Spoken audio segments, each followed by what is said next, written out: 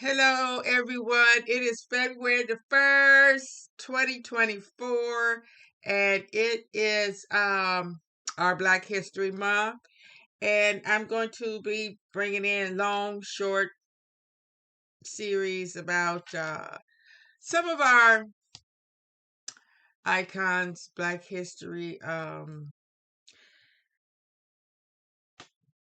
people that we love, and we people that we miss. And also, let's talk about some of our family members that was important to us. That okay, they wasn't on the national stage. No, they didn't make millions of dollars.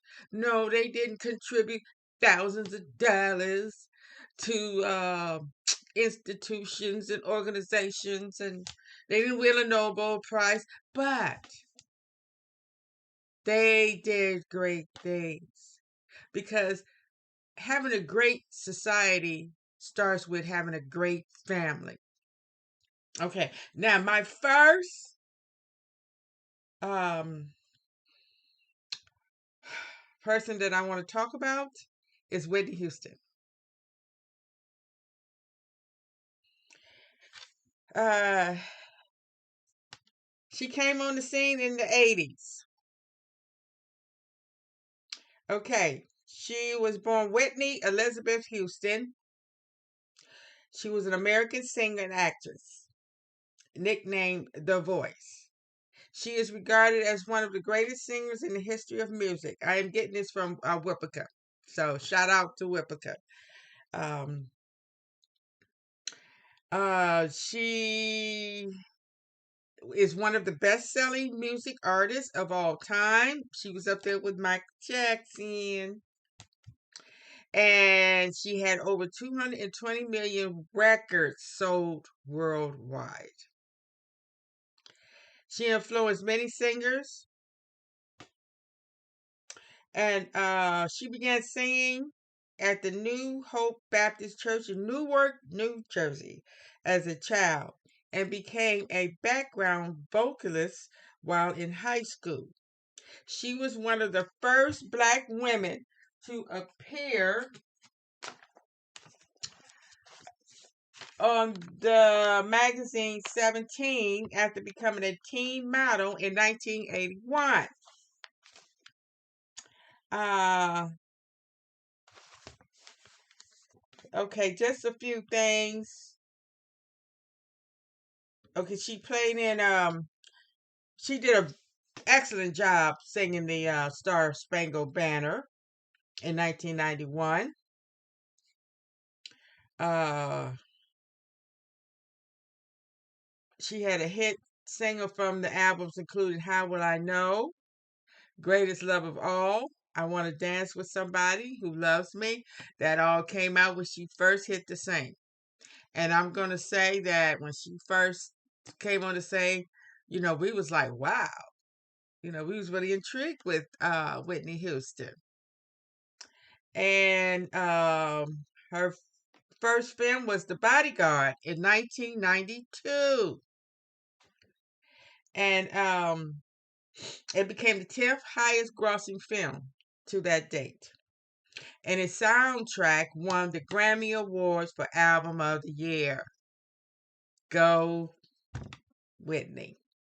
And she also played in Waiting to Exhale in 1995 and The Preacher's Wife in 1996. And she had okay. Uh and she had a Billboard Hot 100 number one single, Exhale. Uh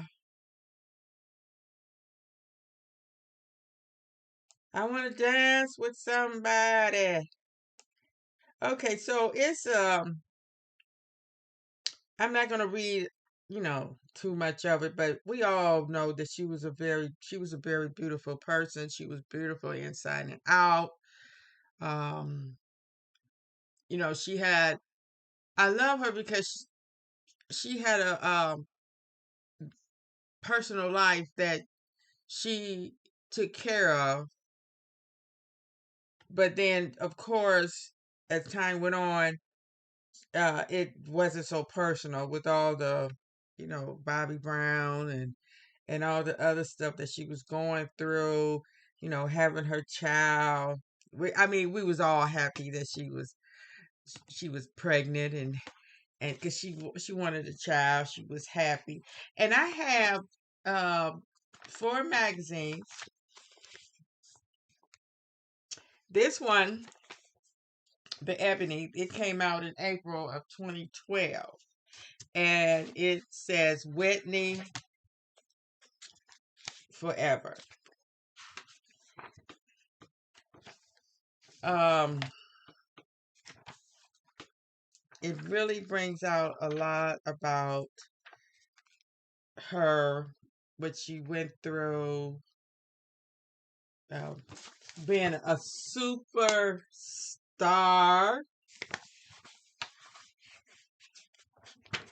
Um, it talks about all her achievements.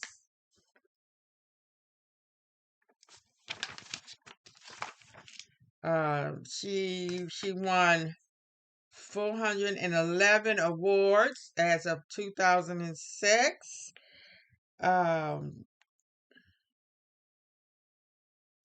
79.6 million viewers tuned in to the 1991 Super Bowl, at which she sang the Star Spangled Banner. The single sold more than 1 million copies. Okay. I Will Always Love You topped the Billboard Hot 100 for 14 weeks in 1992. She had a recorded 50 plus singles. Her film career was The Bodyguard, Waiting to Excel, The Preacher's Wife, Cinderella, and Sparkle. Now, I'm going to tell you about Sparkle. When I found out that she was getting ready to play Sparkle, I'm like, why? Why is they making that movie again? Okay, that's me. Some movies I don't want to see nobody else playing them, the original ones. And I'm like, why? That is dangerous territory. Because she was already getting over a drug addiction and a divorce and this reality show. And I'm like, doing a movie is too soon. I felt like it would take her right back down that road to addiction because it's a lot of stress trying to make a movie, especially when you're trying to make a movie that was a bombshell. You know, Sparkle, one of the, it's a good movie. It had good actors, it had a good storyline. And back then when it came out, it wasn't too many black movies that was that spectacular. That really took on issues of drug abuse and physical abuse and showing what parents go through with their child that they love and that they could see destroying themselves and you feel hopeless because there's nothing you could do about it. Okay. And I'm like, oh, I wish she wouldn't do that because I could see it in her face that it was just overwhelming. And and it came out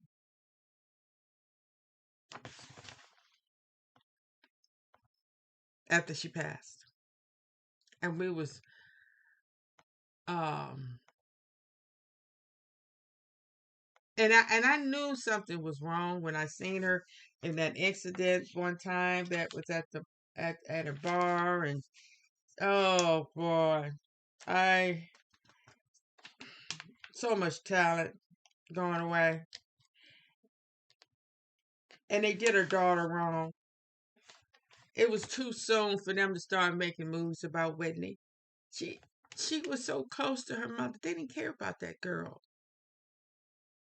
It was bad enough that you have to ride around and hear her music and see your mom on TV and they talking about her and you sitting there grieving and probably feeling guilty because you didn't help her. And then they make a movie about her. It was just too much, you know. And and this was just showing, you know, all the wonderful times with with her. You know, she was happy. She was a happy woman. And her daughter could have been a power power couple. I mean, a power duo. Um, I would love to have seen them both in a movie. But when they convinced them to make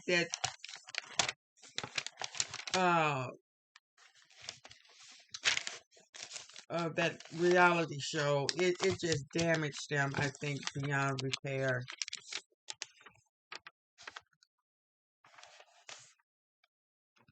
Very stylish woman. Um, this is her, and they put her on May of 1991. Now you see how thick Ebony. I don't even know if they still make Ebony magazines. I know they got real thin, you know, after I think Johnson uh, passed away. It just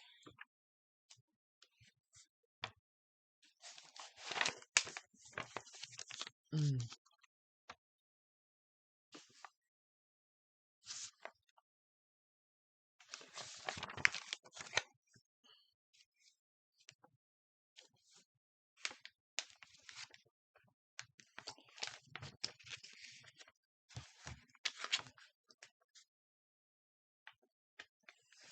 beautiful smile, beautiful smile.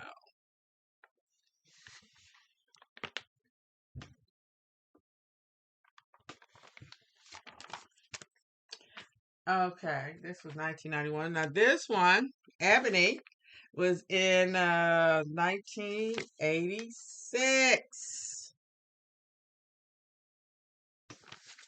Yeah, that's when we was young, vibrant, full of energy. It's nice to look over these old magazines. I mean, you talking about Black history,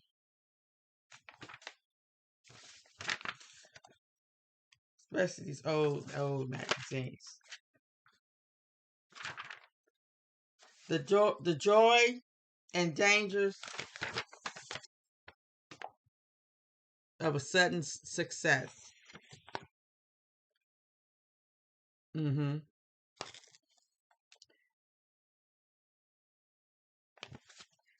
Because people put these celebrities on a pedestal. Why? Why? Because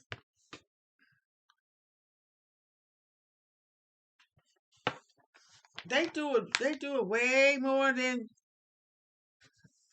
we used to.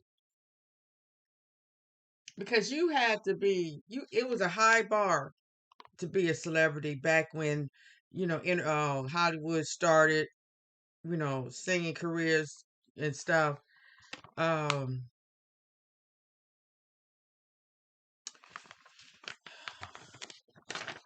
Now it's not much. Uh,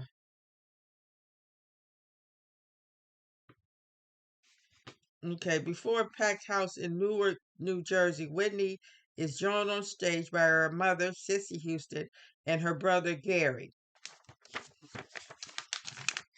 Ain't that something? That is family talent.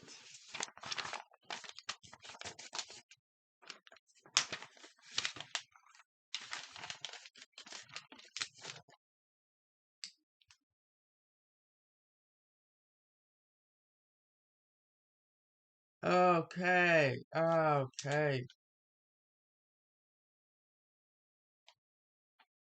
And said a lot about what was going on. Let me see. Okay, I'm going to talk about that. Okay, here, Essence. You know, after she had passed away, a lot of these magazines came out with a tribute to her. And here in Essence, special tribute to Whitney. This came out in April of 2012. Now, she passed away in February. Matter of fact, February 11th.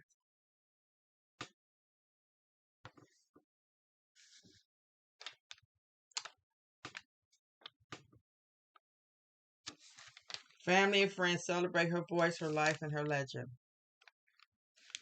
And this came out in 2012.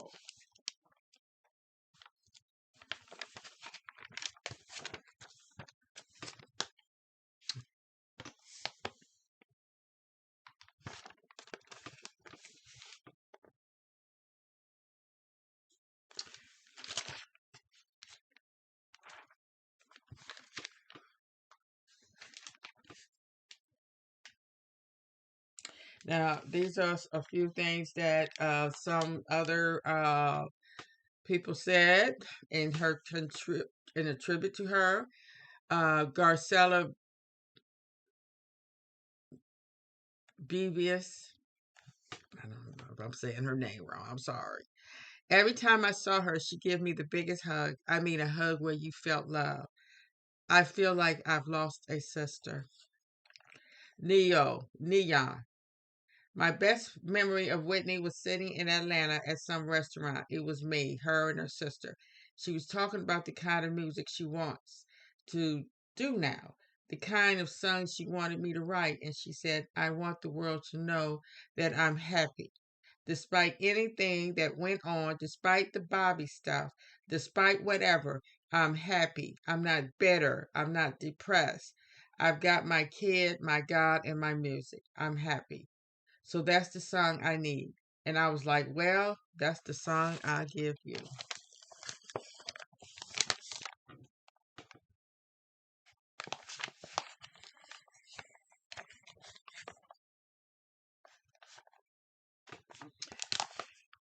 And Michelle Williams. I truly, truly adored Whitney Houston. Her album, I'm Your Baby Tonight, was the very first album I ever bought. Whitney was my musical hero. The reason why I wanted to sing, I will never forget the voice. Oh, Tony Braxton. My best memory of Whitney is working with her on Waiting to Exhale. She handpicked all of us girls for the soundtrack, and she sent us dozens and dozens of flowers. She was a girl we all aspired to be like. Whitney made it where you didn't see color, you saw talent. Whitney was talent. Okay, Gladys Knight. She was fun loving. She was a daredevil. She was seeking life. She could go away from whatever it was that she was dealing with and sing, and that's where she found her peace. India Ari. My best memory was when Whitney sent me flowers for my Grammy nominations. I took the card and carried it in my purse to the Grammys. I love the fact that she thought enough of me to even do that. I love that she even knew who I was. I still have the card. Always kept it. It's Whitney Houston. And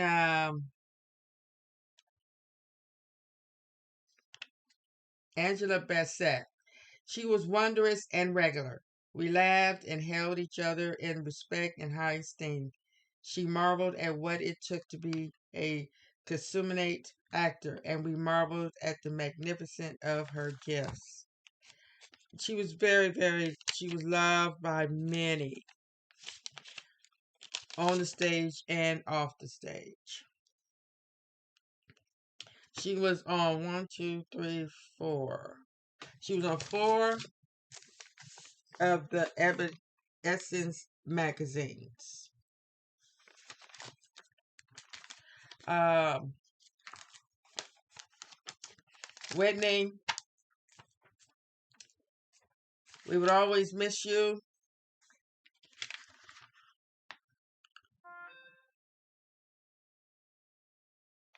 And love you. And we will always continue to um, keep your music dear. And your legacy will carry on.